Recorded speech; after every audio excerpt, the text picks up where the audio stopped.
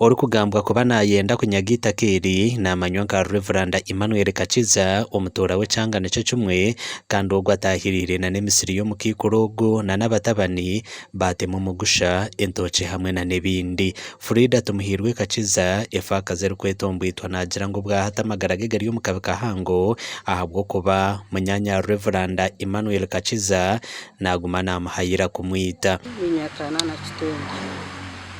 konka mbuye Emmanuel akantahirira nandaza kubi barara nibenda kunyita wena nshobera muzire wanje akampendagano yitakeri 93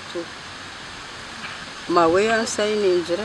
na Manuel yansayiningira bampa muzita karyanje eri kuneri ryanje n'umusheja wanje simiru bitarabeho uteme bibyona we nabatakutema. Frida nagira ngo agumere natwara enshonga ze ya polisi konka tayambirwe ecero kumara enshonga eyashabire government okumuhwera nyine mushango ukabana twagizire fayiro bayanga bajibuzaho bari kumweto umushango baza kumukwata yatoroka yagenda na hati nicyo rukurebera atari kumukwata.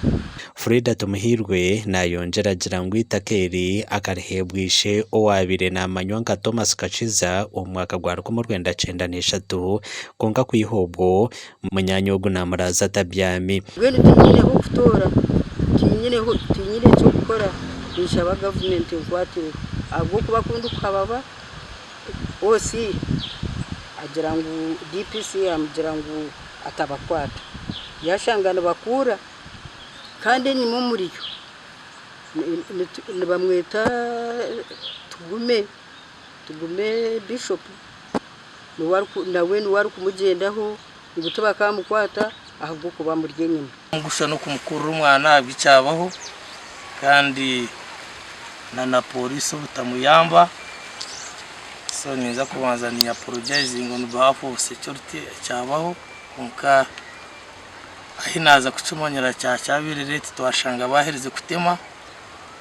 konka tuza kurekwa icyaragira nshukuro gwacu nabasamuninga mande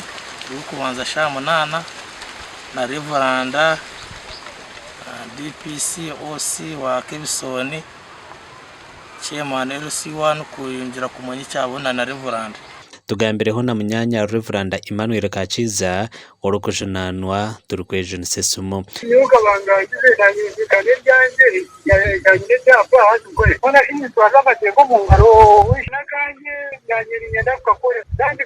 ndabiro mu matembero mingi no kuhuza nabaza na reference ngamba kumya bari kunyamba kumanye bona sinyoni nyakwatira mu wako akayebo kubyara umukushi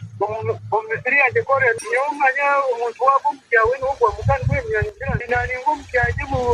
muzika abo kwita kanyange karabo mu matembero barungi datunge cyapa. Imihondano y'itaka neyongera mu district ya Rukunziri kandi myinji neba munano kucecereze bintu amakuru agagasha kwa Dano Basibye.